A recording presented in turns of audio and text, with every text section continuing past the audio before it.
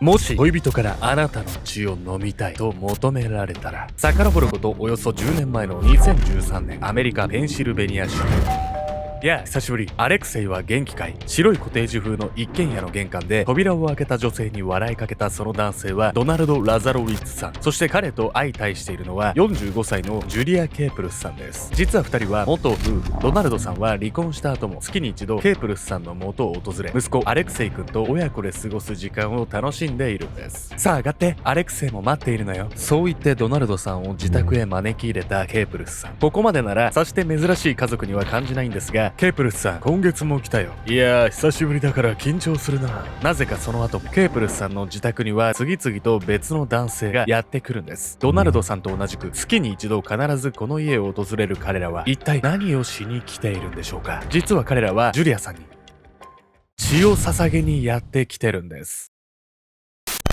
何人もの男女を自宅へ呼び寄せ、その血をすする女性。彼女はなぜ大量の血への欲求を止められないのか。そこには他人には決して理解できない彼女なりの幸福論があったんです。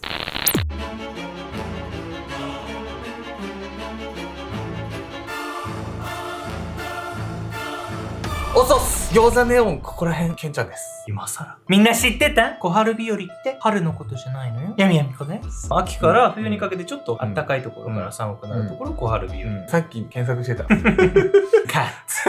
本日ご紹介するのはある欲求を抑えられない2人の女性について。なんかよく聞くそういう依存症的なやつ、そういうアルコールとかギャンブルとかそういうこと？違うんです。今回ね、ご紹介する女性たちが抱えていたのは、我々ね、常人には理解しがたいものなんです。一人目の女性は多くの人にとってもう必要不可欠なものをね、逆に失おうとしていたっていう女性なんですけど、一体なぜなのか。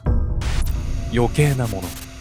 最初の舞台は遡ることおよそ17年前の2006年、アメリカノースカロライナ州。白い杖をつきながら公園を散歩している一人の女性がいました。彼女の名前はジュエル・シューピングさん。気持ちのいい午後の日差しを浴びながらゆっくり歩くジュエルさんの表情は穏やかで、散歩のひとときを心から楽しんでいるように見えます。ただ彼女のその様子には一つだけ不自然な部分があったんです。視覚障害者用の白い杖をつき、分厚いサングラスをかけたジュエルさん。その様子から一見、彼女は目が不自由なように見えます。しかし実はジュエルさんの視力には何の問題もなく、彼女は至って正常に目が見えているんです。ではなぜジュエルさんはそのような格好で散歩しているんでしょうか。その理由は多くの人には理解しがたい次のような願望にありました。私は盲目になりたい。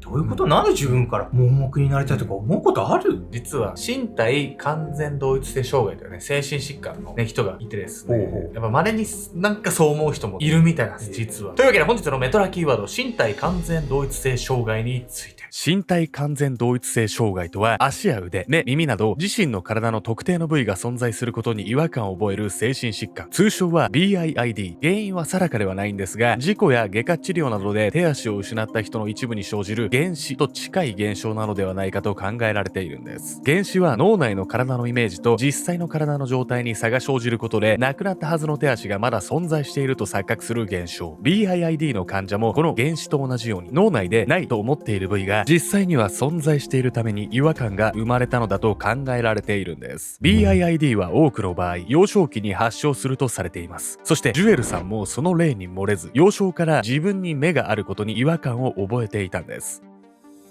1988年、ジュエルさんに異変が訪れたのは彼女がまだ3歳の頃。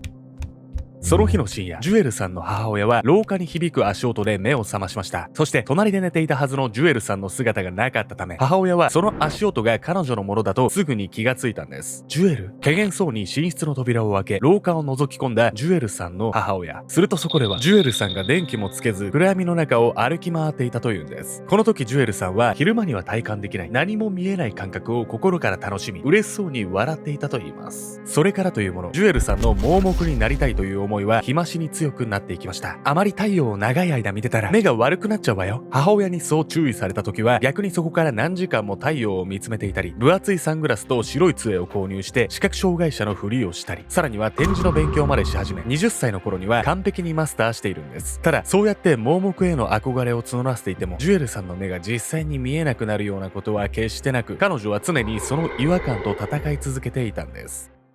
ジュエルさんにとっては目に見えてること自体がもう気持ち悪くて、体についちゃってるような感覚なわけでしょ。そうなんです。それは気持ち悪いわね、確かに。でもだからといってね、自分から盲目になるなんて普通できないじゃないですか。うんうんうん。彼女はね、一体どうやってね、自分の視力を奪ったんでしょうか。手に入れた充足感。2006年21歳を迎えたジュエルさんは何やら神妙な面持ちで洗面所に向かっていました。洗面所に置かれているのは2種類の目薬。1種類目を差し終えたジュエルさんは続けてもう1種類の目薬へと手を伸ばします。そして目薬を差したその瞬間、その目を押さえ苦しそうに身を震わせるジュエルさん。実はたった今彼女が目に差したものは目薬ではなく配管洗浄剤。実はジュエルさんはこの少し前にとある心理学者に自身の悩みを打ち明けていたんです。するとジュエルさんの症状を理解した心理学者は彼女に強力な配管洗浄剤とその前に刺す麻酔の2種類を手渡したんです。そしてこの日ジュエルさんは受け取った2種類の薬剤を用いついに自分で自分の目を潰してしまうんです。そこからすぐに目が見えなくなるわけではないんですが、左目は角膜が損傷し最終的に眼球を摘出せざるを得ない状況に。さらに右目は緑内障と白内障を併発し次第に見えなくなっていきました。こうして洗浄剤を目に注いでから約6ヶ月後、ジュエルさんの盲目になりたいという願望はついに叶えられることになったんです。いやいやいや、自分で目を潰すってもうゾッとしかしない、本当にもう。とはいえね、第三者に手伝ってもらったらその人が犯罪者になっちゃうからね、むずいっすよね。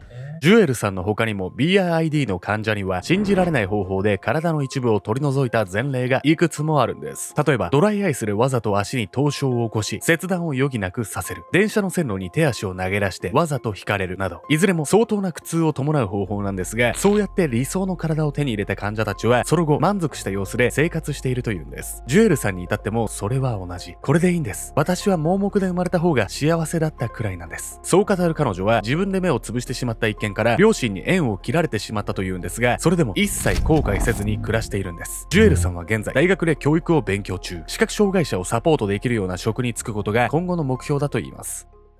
まあなんか複雑な気持ちなんだけど、本人がね、うん前向きに生きていけてるっていうんだったらそれはそれで良かったんじゃない、うん私たちがその人の幸せ決めるもんでもないしね。まあね、あとは研究が進んでね、脳の感覚のズレっていうのがね、治っていく未来もあったらいいんですけどね。続いて2人目の女性なんですけど、この場合はね、病気とはね、また違うんですよ。なんと伝説上のね、怪物と同じ欲求を持っていたんです。捧げる者たち。2つ目の舞台は遡ること10年前の2013年、アメリカペンシルベニア州北東に位置する都市ウィルクスバリ。白いコテージ風の一軒家から多数の男女の声が漏れ聞こえていました。久しぶりだからドキドキするよ。わかるわかる。ちょっとチクッとするからね。そうやって談笑を交わす男女は1人ずつ呼ばれ、ある女性の待つ部屋へ入っていきます。ヘンドリックスさん、本当に毎月ありがとね。女性からそう声をかけられながらヘンドリックスと呼ばれたその男性は少し照れた様子で服を脱ぎ始めた。そしてびっしりとタトゥーの入ったその上半身があらわになると、女性はヘンドリックスの背後へ回る。じゃあいつも通り行くわよ。ああ、そうやってヘンドリックスがうなずいたその時だった。肩を襲った鋭い痛みに思わず顔を歪めたヘンドリックス。そう、なんと女性は彼の肩をナイフで切りつけていた。傷口からじわりと溢れ出す血液を嬉しそうに見つめる女性。次の瞬間、彼女はその傷口に噛みついた。怖い怖い。何やってるのこの女性。何もね、知らずに見るとね、びっくりするんですけど、この行為なんと30年も続けているんです。ヘンドリックスさんの傷口に噛みついたように見えたその女性は実際には噛みついているわけではありません。そう、彼女はまるで吸血鬼かのようにその傷口から溢れ出した血液をすすっているんです。女性の名前はジュリア・ケープルスさん。ケープルスさんは他人の血を飲みたいという欲求を持っており、同意を得た複数人の男女を自宅へ呼び寄せては定期的に血をすすっていました。そしてケープルスさんがこのように他人の血を欲するようになったのは当時から約30年前、15歳の頃のことでした。1983年、当時15歳だったケープルスさんは初めてできたボーイフレンドと愛を確かめ合っていました。愛してるよ。そう言うとケープルスさんの唇へ自身の唇を重ねたボーイフレンド。これがケープルスさんのファーストキスでした。そしていた！次の瞬間、ボーイフレンドは驚いた様子でケープルスさんからその身を離します。彼の口元には血が滲み出ていました。そう、初めて男性とキスを交わしたケープルスさんはなぜか血を飲みたいという欲求を覚え、ボーイフレンドの唇をそのまま噛み切ってしまったんです。これボーイフレンドもびっくりしちゃうんじゃない？あなたの血が飲みたいなんて、あんた言われたらどうよ。全然いいんじゃないですか。なんかあんま変な誤解を生むと嫌なんですけど、血飲みたいみたいな欲求わからんでもないです。やんないですよ。やんないですけど、ちょっと血ってどんな味すんだろうとかは考えたことありますよ。座れるのもいいの？ 200cc ぐらいだったらいいかな。 200cc。 はい。ヴァンパイアが好きだからかもしれないですね。ヴァンパイアが好きなの？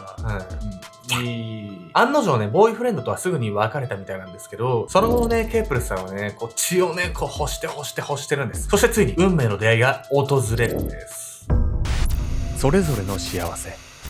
ファーストキスで血の味を覚えて以来、ケープルスさんは血を飲むことに同意してくれる人を見つけては他人の血をすするようになりました。しかし当然のごとく血を飲んでいいという人がそう頻繁にいるわけではありません。そんなケープルスさんに運命の出会いが訪れたのは2000年、彼女が32歳を迎えた年のこと。奇遇だな。俺も血を飲むのが好きなんだ。飲まれるのも大好きだぜ。クラブに遊びに来ていたケープルスさんに嬉しそうにそう話したのは4歳年上の男性、ドナルド・ラザロウィッツさん。彼はケープルスさんが時々人の血を飲んでいるという話を聞くと自身も同じ思考を持っていると語ったんです。ここから2人は意気投合し、なんと同年10月に結婚。夫婦で互いに血を飲み合う奇妙な結婚生活をスタートさせるんです。まさか同じ趣味思考のパートナーが見つかるだなんて思っても見なかったもんね。いびつな関係かもしれないけど、かなり幸せな関係が築けるんじゃないと思うじゃないですか。ケープルスさんとドナルドさんが結婚してから2年後の2002年、夫ドナルドさんはケープルスさんに向かい、いつになく真剣な様子でその話を切り出しました。なあ、俺たちそろそろ血を飲み合うのはやめにしないか。ドナルドさんがそう言ったのは、この年2人の間に息子のアレクセイ君が生まれたため、両親がお互いの血を飲み合っている姿は子供の教育上良くないとドナルドさんは考えたんです。そう、わかったわ。残念そうにしながらも夫の話に納得の表情を浮かべたケープルスさん。以降彼女はドナルドさんの血を飲むことをやめました。そう、ケープルスさんもまた夫ドナルドさんと同じように息子アレクセイ君のために欲求を断ち切ったかのように見えていたんです。しかし、おい、どういうことだ？君はまだ血を飲むのをやめてないらしいじゃないか。血を飲まないという約束からしばらく経ったある日、夫ドナルドさんはケープルスさんを責め立てるように声を張り上げていました。実はケープルスさんはあの日以来たびたび外出するようになり、他に血を飲ませてくれる人を探し歩いていたんです。